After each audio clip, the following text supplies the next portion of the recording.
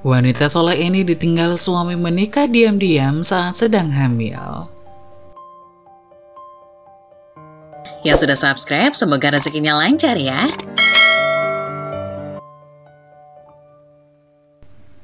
Keserakahan adalah apa yang bisa kamu sebut sebagai jenis lubang tanpa dasar, di mana itu benar-benar tidak ada habisnya. Keserakahan bisa dibilang merupakan satu di antara dosa mematikan. Keserakahan akan melakukan apapun untuk menghancurkanmu. Itulah mengapa keserakahan disebut dosa paling mematikan. Orang yang serakah tak bisa puas dengan apa yang dimilikinya dan bahkan melakukan hal tercela untuk memuaskan keinginannya. Di sebuah pesantren yang terletak di lereng perbukitan Jawa, hiduplah seorang santri perempuan yang cerdas dan berbakat bernama Kustini. Kusniti adalah gadis yang rajin menuntut ilmu agama dan ilmu umum di pesantren tersebut. Dia selalu ditemukan di perpustakaan pesantren, menyerap ilmu dari buku-buku kuno dan modern. Di sisi lain, ada seorang guru yang sangat dihormati di pesantren tersebut, yaitu Ustadz Damar. Damar adalah sosok yang bijaksana, memiliki pengetahuan agama yang mendalam, dan disukai oleh seluruh santri. Karisma dan kepribadian yang ramah membuatnya menjadi panutan di pesantren. Suatu hari Kusniti dan Damar dipertemukan dalam sebuah diskusi agama yang diadakan di pesantren. Kusniti terkesan dengan wawasan dan pemahaman mendalam yang dimiliki oleh Ustadz Damar. Mereka sering berdiskusi tentang ayat-ayat Al-Quran, hadis, dan masalah-masalah kehidupan sehari-hari. Kusniti mulai mengagumi tidak hanya keilmuan Damar, tapi juga akhlak dan kepribadiannya yang tulus. Waktu berlalu, Kusniti semakin sering berada di dekat kelas yang diajari oleh Ustadz Damar. Keduanya makin akrab, dan Damar pun mulai menyadari ketulusan dan semangat belajar Kusniti. Sementara itu, perasaan Kusniti terhadap Damar tumbuh menjadi lebih dari sekedar rasa kagum, namun dia tidak berani mengungkapkannya. Suatu malam, setelah acara pengajian, Kusniti dan Damar berjalan bersama pulang ke asrama santri. Di bawah cahaya remang-remang lampu jalan pesantren, Kusniti dengan ragu-ragu membuka hatinya kepada Damar. Dengan penuh kehati-hatian, Kusniti mengungkapkan perasaannya yang selama ini terpendam. Ustadz Damar, saya selalu mengagumi ilmu dan kepribadian Anda. Saya merasa ada sesuatu yang lebih dari sekedar rasa kagum. Saya merasa saya mencintai Anda, kata Kusniti dengan wajah malu dan tegang. Damar terdiam sejenak, kemudian tersenyum lembut. Kusniti, saya merasa terhormat mendengar perasaanmu. Namun kita harus ingat posisi dan batasan di dalam pesantren ini. Cinta yang sejati adalah cinta kepada Allah dan Rasul-Nya. Kita harus fokus pada pembelajaran dan ibadah. Sakit dirasakan oleh Kusniti. Dia tak tahu kenapa untuk pertama kalinya dia jatuh cinta, saat itu pula ia terluka. Akhirnya Kusniti yang menyerah pun pura-pura tidak terjadi apa-apa pada cinta pertamanya itu. Waktu berlalu dengan cepat. Hari kelulusan Kusniti tiba. Seiring lonceng yang berkumandang, Kusniti memperoleh ijazah pesantren dengan predikat yang sangat memuaskan. Dia mendapatkan penghargaan sebagai santri terbaik dalam bidang studi agama. Di hari perpisahan, suasana pesantren penuh dengan keharuan. Kusniti merasakan campuran perasaan yang senang dan sedih. Dia merindukan teman-teman seperjuangannya dan guru-guru yang telah memberikan ilmu serta bimbingan padanya. Ustadz Damar yang juga turut hadir di acara kelulusan memberikan selamat pada Kusniti dengan tulus. Kusniti yang sangat bangga dengan pencapaiannya. Kusniti, saya sangat bangga dengan pencapaianmu. Semoga ilmu yang kamu peroleh dapat menjadi ladang amal yang membawa manfaat bagi dirimu dan masyarakat, ucap Damar sambil tersenyum. Entah karena masih sakit hati atau apa, Kusniti hanya diam tanpa senyuman mengambang begitu mendengar ucapan dari Damar. Ia malah langsung berlalu begitu saja tanpa mengucapkan sepatah kata pun. Tahun berganti. Kusniti kecil yang dibesarkan di sebuah pesantren kini sudah memasuki usia dewasa. Banyak perubahan dari dirinya, mulai dari kepribadian, kecantikan, dan pola pikirnya. Kusniti yang kini memasuki masa-masa akhir semester semakin terlihat cantik dan menarik. Banyak laki-laki yang mendekatinya, tapi Kusniti mengabaikannya dengan alasan dirinya ingin fokus kuliah terlebih dahulu. Suatu ketika, selembar undangan yang mengingatkannya kepada cintanya di masa lalu datang. Undangan untuk menghadiri acara di pondok pesantren tempat Kusniti mencari ilmu, tempat Kusniti bertemu cinta pertamanya, dan juga tempat Kusniti merasakan sakit hati pertamanya. Akhirnya setelah menempuh perjalanan beberapa jam dari kosannya, Kusniti menapakkan kaki di pesantren itu lagi. Ia langsung disambut oleh panitia acara sebagai alumni dan menikmati pertunjukan yang diadakan oleh santri pesantren itu. Hingga tiba-tiba matanya bertemu dengan sosok laki-laki yang tidak asing baginya. Lelaki itu masih terlihat sama seperti tak termakan usia. Lelaki itu malah semakin terlihat bijaksana. Dia adalah Damar yang ternyata dari tadi memandangi Kusniti dari kejauhan. Mendapat tatapan yang sama, Kusniti pun menganggukkan kepala tanda hormat dan salam sapa. Damar yang mendapat anggukan dari Kusniti tersenyum manis. Damar merasa Kusniti yang sekarang itu sudah sangat berubah. Ia terlihat lebih cantik di matanya. Setiap kali Damar melihat Kusniti, hatinya berdebar-debar dan pandangannya penuh dengan kelembutan. Namun ia menyadari bahwa sebagai seorang guru di pesantren ada batasan dan etika yang harus dijaga.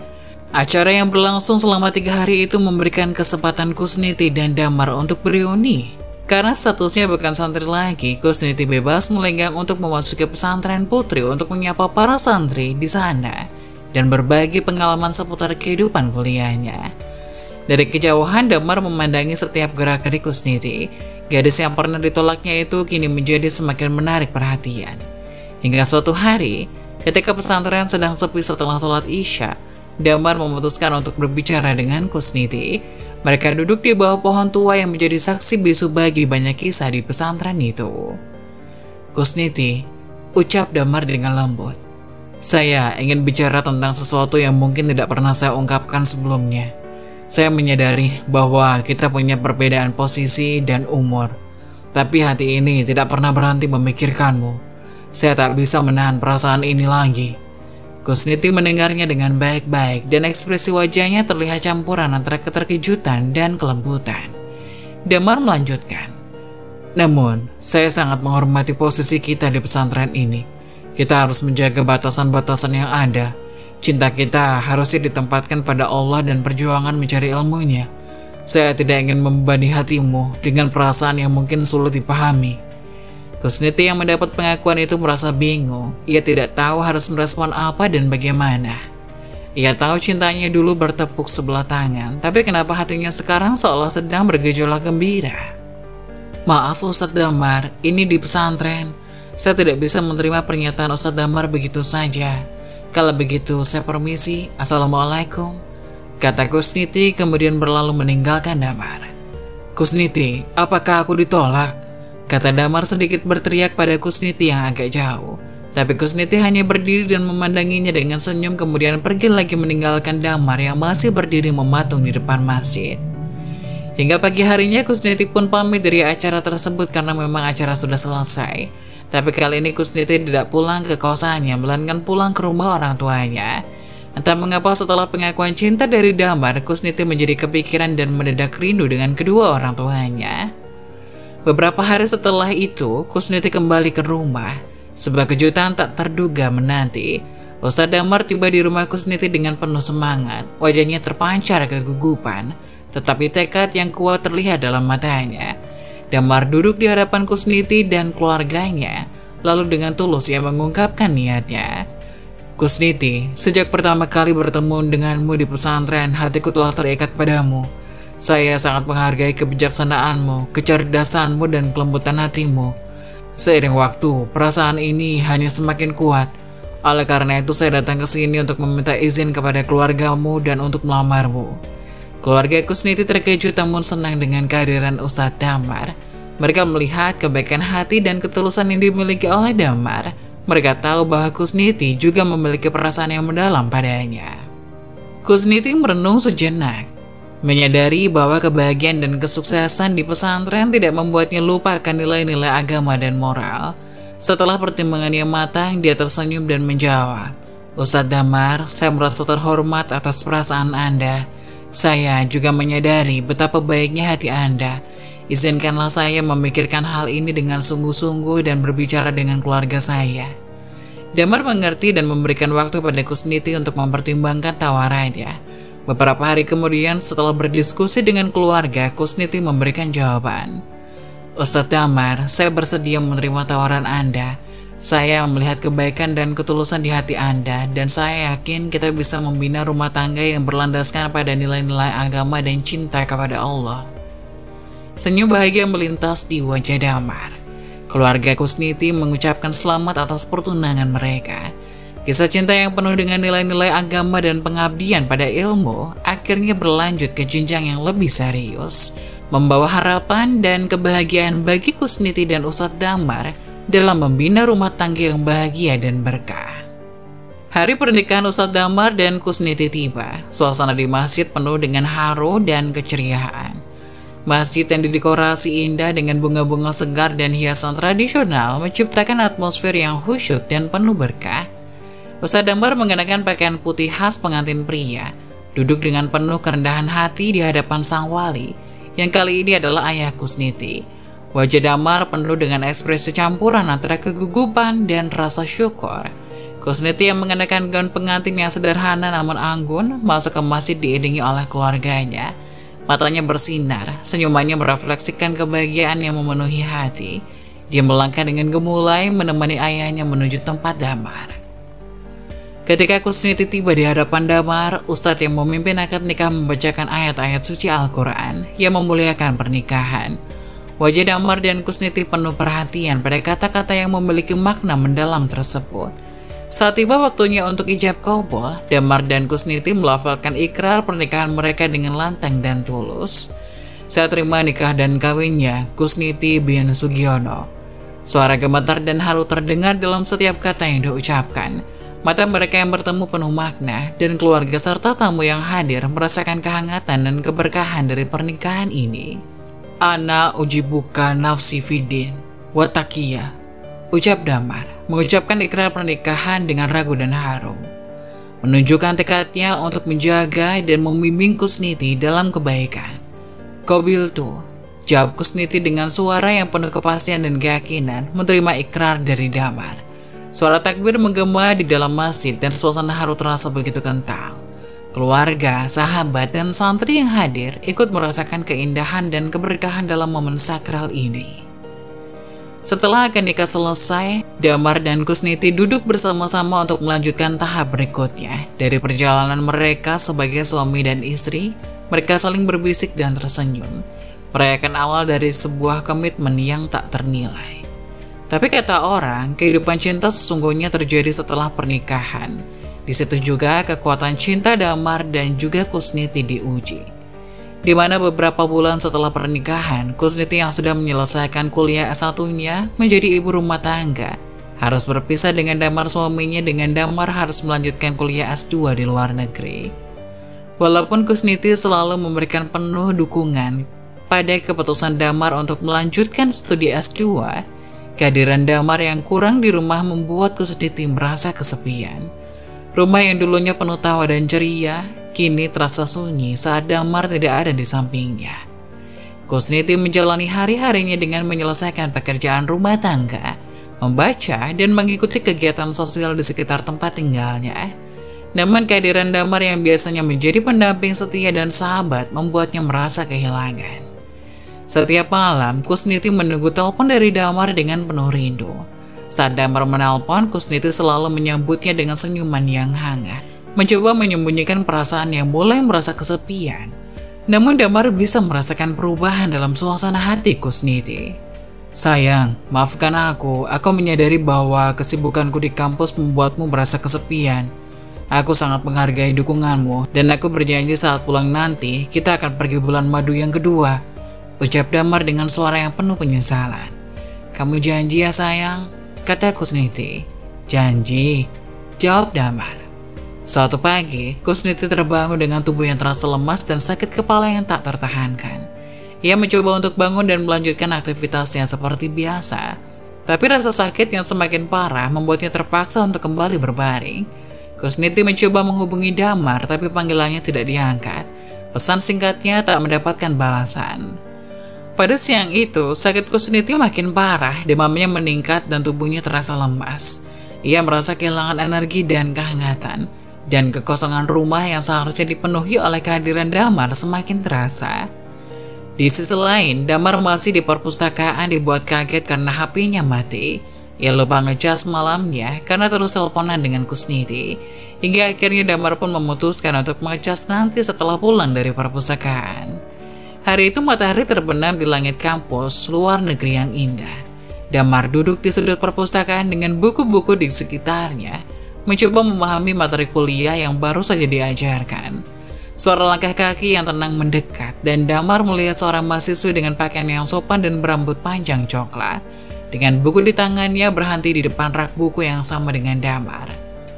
"Mahasiswa dari Indonesia?" tanya wanita itu. "Iya, dari Indonesia juga," tanya Damar. "Iya, kenalin, Cynthia." "Damar." Setelah perkenalan singkat itu, mereka mulai bicara tentang buku-buku yang mereka baca, dan seiring waktu, obrolan mereka merambah ke topik-topik lain. Hingga Damar teringat dengan HP-nya yang lowbat, dan untungnya Cynthia membawa charger yang sama dengan HP Damar. Hingga akhirnya mereka melanjutkan perbincangan sambil menunggu HP Damar menyala kembali. Hingga akhirnya HP-nya menyala, Damar melihat pesan-pesan yang belum dibalas dan beberapa panggilan yang tak diangkat. Hatinya terasa berat. Ia segera menghubungi Kusniti dan merasa cemas ketika mendengar suaranya yang terdengar lemah. "Sayang, maafkan aku tidak tahu kamu sakit," ucap Damar dengan suara penuh penyesalan. Kusniti yang terbaring lemah mencoba tersenyum. "Tidak apa-apa sayang, aku tahu kamu sibuk, ini hanya demam."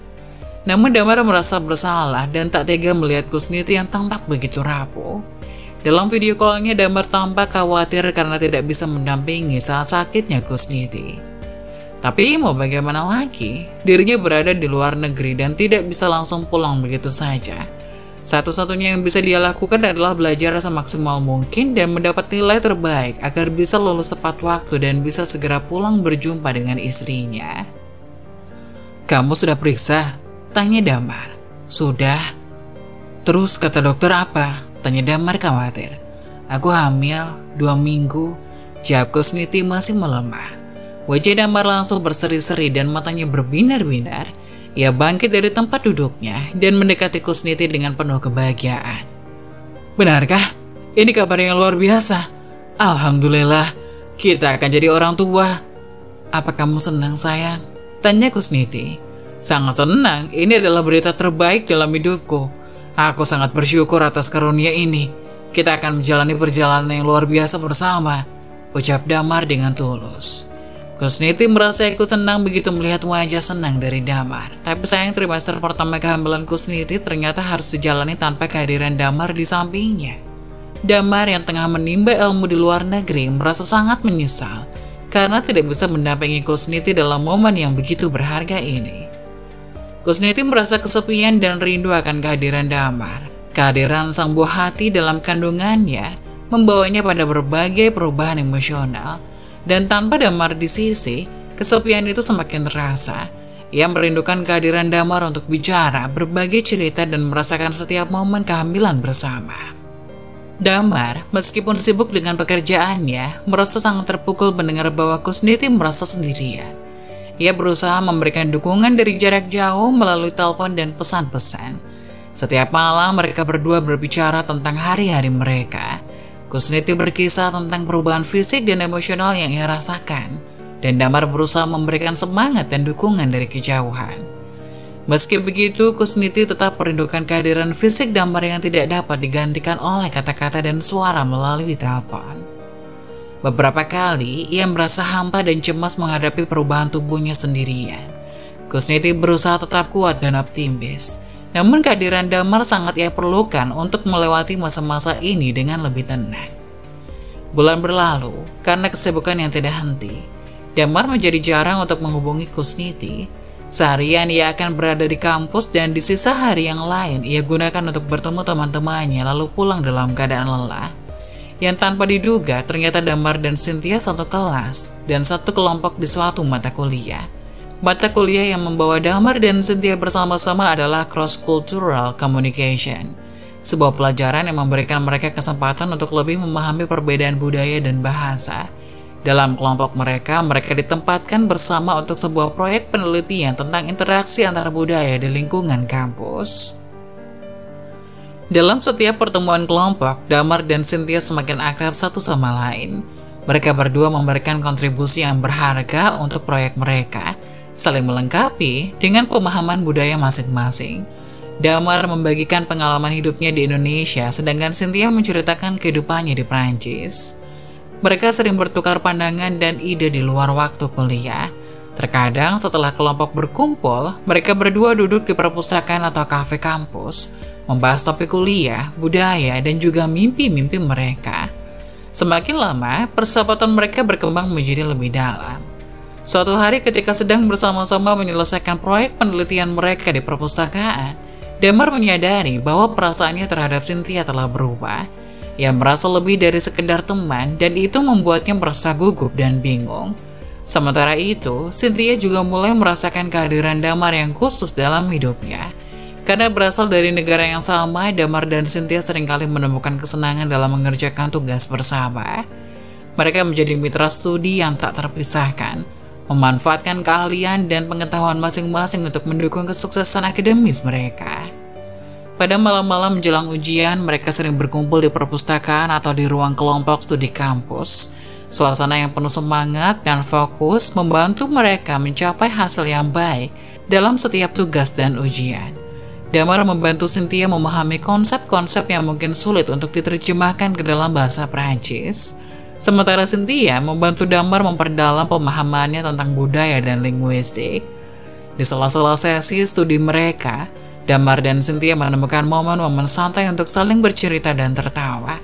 Keharmonisan keduanya dalam mengerjakan tugas tidak hanya mencerminkan kerjasama akademis, tapi juga keintiman dalam hubungan mereka. Penuh dukungan satu sama lain, mereka menjadi tempat curhat yang nyaman, berbagi impian dan mendukung satu sama lain dalam setiap langkah. Suatu malam yang gelap, ketika Cynthia sedang tinggal di kosannya, tiba-tiba terjadi kebakaran yang melanda gedung itu. Cynthia panik dan berusaha untuk menyelamatkan diri, tapi jalur keluar sudah dipenuhi asap tebal. Ketika keadaan semakin genting, Damar yang kebetulan berada di dekat kos Cynthia mendengar teriakan dan melihat kobaran api. Tanpa ragu, Damar segera berlari mendekati gedung yang terbakar. Dia merasakan adrenalinnya berpacu ketika melihat kondisi yang mencekam. Tetapi tekadnya untuk menyelamatkan Cynthia mengatasi segala ketakutannya. Dengan berani, Damar masuk ke dalam gedung dan menemui Cynthia yang hampir tak bisa bernafas karena asap. Damar menuntun Cynthia keluar dari gedung yang terbakar dengan selamat. Mereka berdua tiba di tempat yang aman. Cynthia, meskipun masih dalam keadaan terguncang, merasa bersyukur karena Damar datang tepat pada waktunya untuk menyelamatkannya. Saat itu di tengah kegelapan malam yang dipenuhi kepulan asap, Cynthia memandang mata Damar dengan penuh rasa syukur. Tanpa disadari, perasaan cinta di antara mereka semakin dalam dan kuat. Cynthia menyadari betapa berharganya nyawa yang baru saja diselamatkan oleh Damar. Dan di saat itulah ia berkata dengan penuh tulus, "Damar, aku tak tahu bagaimana mengucapkan terima kasih yang cukup untuk penyelamatanmu ini. Tapi aku ingin berjanji padamu, aku akan menjadi bagian dari hidupmu. Aku berjanji akan menikahimu karena kau telah menyelamatkan hidupku." Damar yang merasa bahagia karena bisa menyelamatkan Cynthia tersenyum dan berkata, "Aku tidak melakukan ini untuk mendapatkan janji darimu, Cynthia. Aku melakukan ini karena aku peduli padamu, tapi jika itu yang kau inginkan, aku akan senang menerimanya." Mereka berdua meskipun masih terpenuhi asap dan kegelapan merasa bahwa momen itu membawa mereka lebih dekat satu sama lain. Cynthia yang berjanji akan menikahi Damar, dan Damar yang merasa memiliki motivasi baru dalam hubungan mereka, sebuah janji yang dilandasi oleh cinta, keberanian, dan kebahagiaan. Dalam kejadian tragis itulah sebuah janji diberikan dan sebuah cinta semakin menguat. Setelah berhasil menyelamatkan Cynthia dari kebakaran di luar negeri, Damar dan Cynthia pulang ke Indonesia saat liburan tiba. Mereka merasa bahwa momen itu adalah waktu yang tepat untuk memperkuat hubungan mereka dan memutuskan untuk melangkah ke tahap yang lebih serius. Tanpa menunda-nunda, Damar menyatakan niatnya untuk melamar Cynthia. Mereka bersama-sama menuju rumah orang tua Cynthia, tempat di mana Cynthia dibesarkan. Keluarga Cynthia menyambut kedatangan mereka dengan tangan terbuka. Mengetahui Damar adalah orang yang telah membuktikan dirinya sebagai pasangan yang peduli dan bertanggung jawab. Di tengah-tengah suasana hangat keluarga, Damar dengan tulus menyampaikan niatnya untuk menikahi Cynthia. Ia menyatakan cintanya yang dalam keyakinannya bahwa Cynthia adalah orang yang tepat untuk bersamanya. Orang tua Cynthia melihat kebahagiaan di mata anak perempuan mereka, dengan senang hati memberikan restu pada mereka. Dalam waktu yang singkat, rencana pernikahan disusun dengan penuh sukacita. Mereka memilih untuk mengadakan pernikahan sederhana, melibatkan kedua budaya mereka. Persiapan pernikahan yang dilakukan dengan cinta dan kebersamaan menciptakan momen-momen yang penuh makna bagi Damar dan Cynthia. Saat acara pernikahan Damar dan Cynthia berlangsung, suatu kejadian tak terduga membuat suasana menjadi tegang. Tiba-tiba seorang wanita hamil muncul di depan rumah Cynthia, berteriak dengan keras. Terkejut, tamu-tamu yang hadir berpaling ke arah teriakan tersebut, menciptakan keheningan mendalam. Wanita hamil itu ternyata adalah Kusniti, istri pertama Damar yang hadir tanpa diundang. Ekspresi terkejut dan kebingungan tergambar jelas di wajah Damar dan Cynthia. Wanita itu dengan suara lantang dan penuh emosi mengungkapkan bahwa Damar telah menikah lagi tanpa seizinnya. "Bagaimana bisa kau menikah lagi, Damar? Apa yang kau lakukan ini tanpa memberitahu aku?" teriak wanita itu, air mata mengalir di wajahnya. Damar terkejut dan bingung mencoba menjelaskan situasi. Aku tidak tahu kau akan datang. Aku tidak bermaksud menyakiti hatimu. Cynthia dan aku saling mencintai dan memutuskan untuk bersama. Aku minta maaf jika ini menyakitimu." Yang tidak diketahui oleh Damar adalah Kusniti mengetahui apa yang dilakukan Damar begitu ia menapakkan kaki di Indonesia. Kabar liburnya Damar dari kampus sudah sampai di telinga Kusniti sebelum Damar pulang. Karena mendapat kabar kepulangan Damar dari teman satu kampusnya, Kusniti berencana untuk memberi kejutan dengan menjemput Damar di bandara secara tiba-tiba. Tapi begitu ia di bandara, ia malah mendapat pemandangan yang menyakiti hatinya. Damar bergandengan mesra dengan seorang wanita yang ia tidak kenal sama sekali. Damar bersama wanita itu pun melajukan mobilnya begitu cepat ke tempat yang jauh dari arah rumah Kusniti dan Damar. Dengan terpaksa Kusniti pun mengikuti kepergian Damar dan wanita itu, hingga ia melihat pernikahan keduanya sedang dilangsungkan. Kekecewaannya tidak hanya berkaitan dengan fakta bahwa Damar menikahi Cynthia tanpa memberitahunya, tapi juga karena Kusniti sedang hamil sehingga kejadian ini memberikan dampak emosional dan fisik yang kompleks. Setelah bicara di dalam rumah, suasana menjadi tegang dan penuh emosi. Kusniti duduk dengan penuh rasa sakit dan kesedihan, sementara Cynthia mencoba menjelaskan niat baik mereka, meskipun sadar bahwa perasaan Kusniti tetap terluka. Namun Kusniti terluka secara mendalam. "Apa yang kalian lakukan ini tidak adil. Aku hamil dan kalian berdua membuat keputusan ini tanpa mempertimbangkan perasaanku dan anak ini," serunya sambil menahan tangis. Cynthia merasa ditipu dan terluka oleh ketidaktransparan suaminya. Rasanya sebagai bagian dari peristiwa ini membawa gejolak emosional yang rumit. Ketika Kusniti meninggalkan rumah, Cynthia menahan kemarahannya dan berusaha memahami situasi yang rumit ini. Namun ketika berbicara dengan Damar secara pribadi, emosinya mulai terungkap. Dalam percakapan mereka di ruang tenang, Cynthia tidak dapat lagi menyembunyikan rasa sakit dan kekecewaannya. "Damar, aku merasa ditipu dan terluka. Aku memilih untuk bersamamu. Tapi kau tidak memberitahuku tentang pernikahan ini dengan Kusniti. Kenapa kau tidak memberitahuku sejak awal?" Damar merasakan rasa bersalahnya, mencoba menjelaskan. "Cynthia, aku minta maaf. Aku tidak bermaksud menyakiti perasaanmu. Aku tidak tahu bagaimana memberitahumu dan aku takut ini akan merusak hubungan kita." Cynthia dalam keadaan emosional yang rumit merasa terluka dan ditipu oleh Damar. Meskipun cinta mereka masih ada, rasa kecewa dan kehilangan kepercayaan membuatnya mengambil keputusan sulit. Dalam suatu momen yang penuh ketegangan, Cynthia memutuskan untuk mengusir Damar dari rumah mereka. "Damar, aku butuh waktu sendiri untuk merenungkan semuanya. Aku merasa terluka dan kecewa. Aku rasa saat ini yang terbaik adalah jika kau meninggalkan rumah ini," ujar Cynthia dengan suara yang penuh emosi. Setelah diusir oleh Cynthia, Damar memutuskan untuk pulang ke rumahnya yang sebelumnya ia bagikan bersama Kusniti. Namun ketika Damar tiba di rumah, ia menyadari bahwa Kusniti tidak di sana. Rumah itu terasa sunyi dan kosong. Dengan kekhawatiran yang mendalam, Damar mencoba menghubungi Kusniti, tapi panggilannya tidak dijawab. Keprihatinan dan rasa bersalah semakin menghantui. Beberapa bulan setelah kejadian yang mengguncang rumah tangga Damar, 2 surat cerai tiba di tangannya. Satu surat datang dari Kusniti, istri pertama Damar, dan yang lainnya dari Cynthia, istri kedua yang baru saja menikah dengannya.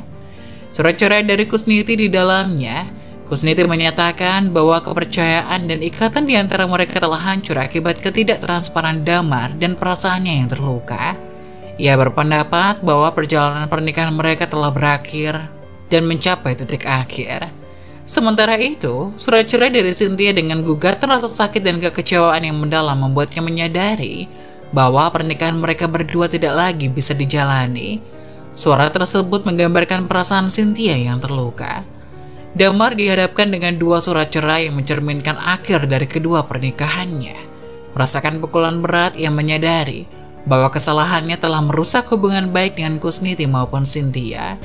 Ketika membaca surat-surat tersebut, Damar merenung tentang kesalahan-kesalahan yang telah ia buat dan akibatnya terhadap orang-orang yang ia cintai.